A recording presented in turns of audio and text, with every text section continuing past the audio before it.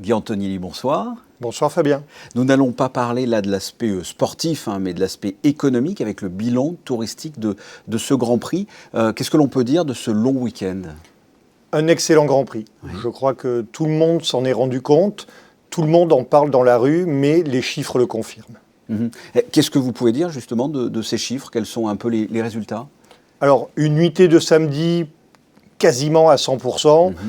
Après, je vais vous donner des chiffres, mais 97,8% de taux d'occupation sur les 4 jours, ça ne vous dit peut-être pas grand-chose. Ouais. Mais en fait, c'est le meilleur Grand Prix depuis 2011, à l'exception peut-être de 2015, où on avait dû vendre 12 chambres de plus sur l'ensemble des 4 jours.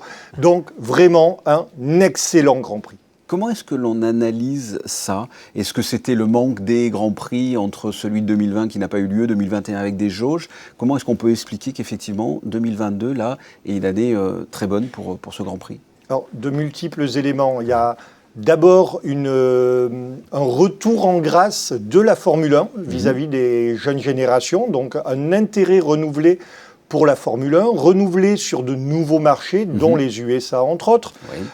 Bien évidemment, le manque qu'on a tous ressenti, parce que l'année dernière, nous avions été le premier Grand Prix à accueillir du public, mais avec une jauge extrêmement réduite.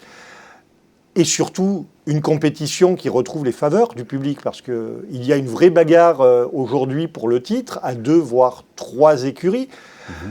Mais bien évidemment également, la notoriété de Monaco.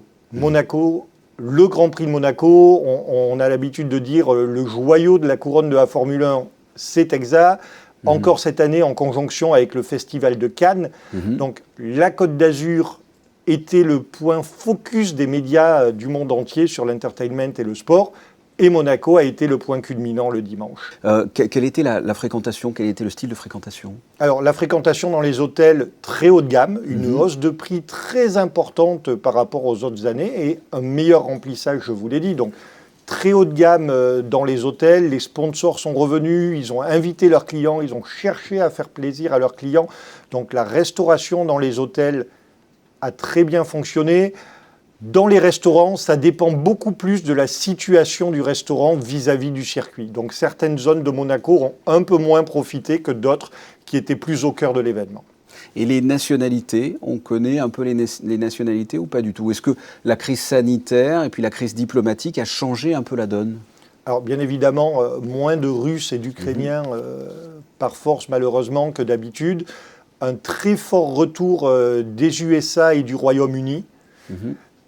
Un retour des USA qui aujourd'hui se confirme dans le temps parce que de nombreuses réservations ont déjà lieu pour l'été sur ce marché. Et quel est le rôle de la direction du tourisme et des congrès, ou en tout cas, qu'est-ce qu'a fait la DTC pour booster un peu la fréquentation pour le Grand Prix ? Le rôle de promoteur de la destination qu'a la direction du tourisme, c'est d'aller voir des journalistes avec la direction de la communication, c'est de parler à des agents de voyage, de leur faire comprendre à quel point Monaco est passionnant durant cette période. Après, nous avons coutume de dire, le Grand Prix se vend déjà très bien sans nous, et nous apportons une petite couche, et le Grand Prix nous sert presque plus comme un appel d'air pour vendre Monaco avant et après le Grand Prix. Mais bien évidemment, chaque fois que nous pouvons, nous le mettons en avant pour un certain type de clientèle. Est-ce que l'on peut dire que le Grand Prix est un marqueur de la saison estivale qui va démarrer ?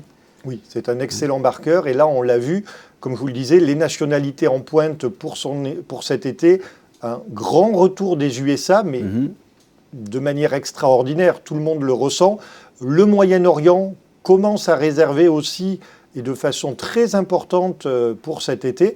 Et bien évidemment, on a constaté, et ça on l'a vu aussi pendant le Grand Prix, nos marchés de proximité, nos marchés fidèles, France, Italie, Suisse, sont là et ont l'intention de venir cet été. Et vous avez déjà des données ? On sait déjà comment devrait se dérouler l'été à Monaco, ou c'est trop tôt ? Alors, c'est un peu tôt pour le mois d'août. Mais sur juin et juillet, on est sur la plupart des établissements hôteliers en avance sur les réservations que nous avions en 2019. Donc de très bon augure. Guy Antonelli, merci. Merci Fabien.